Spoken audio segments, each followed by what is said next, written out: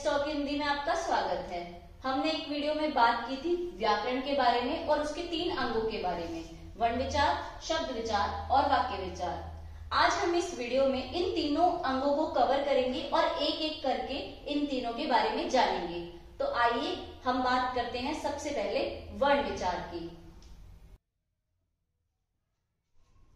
वर्ण विचार भाषा की जो सबसे छोटी इकाई होती है उसे वर्ण कहते हैं, यानी कि छोटी इकाई का मतलब है स्मॉलेस्ट पार्टिकल। जैसे एक छोटे से पार्टिकल को जब हम जोड़ते रहते हैं और उससे एक बड़ा पार्टिकल बनता है, तो जो सबसे छोटा पार्टिकल है उसे यहाँ पे वर्ण कहा गया है।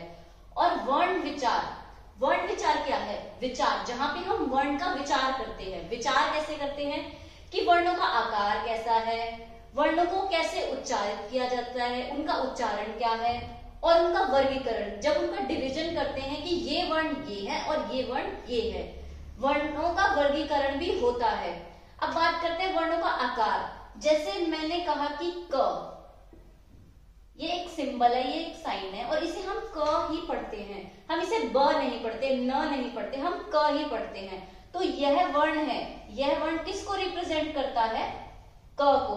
तो ये इसका आकार है और क इसका उच्चारण है। तो जब हम इन सब बातों का विचार करते हैं उसे वर्ण विचार के अंतर्गत माना जाता है। तो अब हम बात करते हैं शब्द विचार की। अभी हमने बात की थी कि वर्ण क्या है।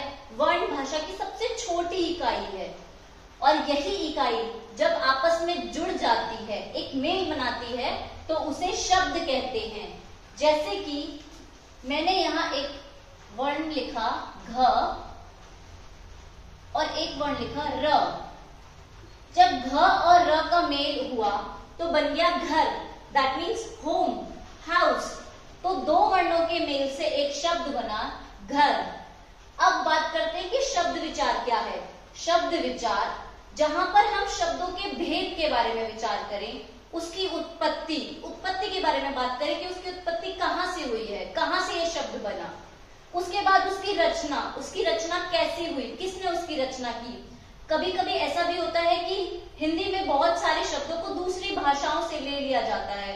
जैसे उदाहरण के तौर पर मैं आपको बताती हूँ कि बहुत बार ऐसा भी होता है कि हम दूसरी भाषाओं से हिंदी में बहुत सारे शब्द एज इट इज, ज्यों के त्यों ले लेते हैं और उनका प्रयोग करते हैं। जैसे कि आपने सुना होगा अग्नि एक संस्कृत वर्ड है, पर उसे हिंदी में एज इट इज यूज किया जाता है।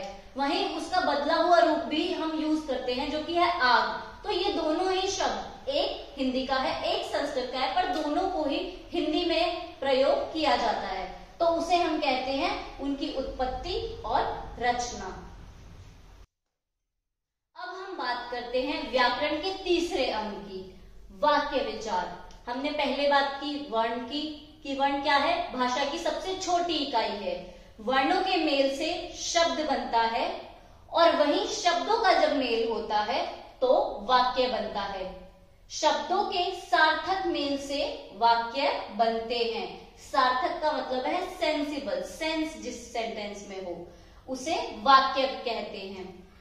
वहीं वाक्य विचार में हम किसके बारे में विचार करते हैं? वाक्यों के अंग के बारे में, कि वाक्यों के क्या क्या अंग हैं, उनके भेद के बारे में कि उनमें क्या क्या डिफरेंस है। वाक्य विश्लेषण करते हैं कि इस एक वाक्य में कितने अर्थ निकलते हैं या दो वाक्य से एक अर्थ कैसे निकलता है, और विराम चिन्ह की भी बात करते हैं। तो इन सब अंगों को, इन सब बातों को वाक्य विचार में विचार किया जाता है।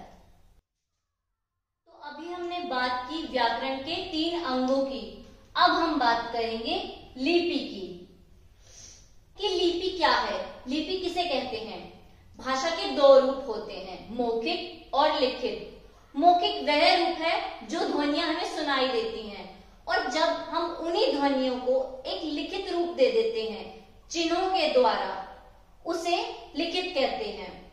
अब बात करते हैं लिपि क्या है। ध्वनियों का जो लिखने के लिए जिन चिन्हों का प्रयोग होता है उसे लिपि कहते हैं। जैसे कि मैंने कहा ब, तो हिंदी में कुछ इस तरीके से ब को लिखा जाता है।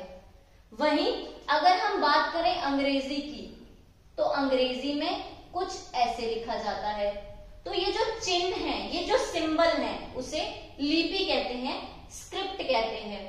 प्रत्येक भाषा की अपनी लिपि होती है, जिसे लिखने का एक तरीका होता है।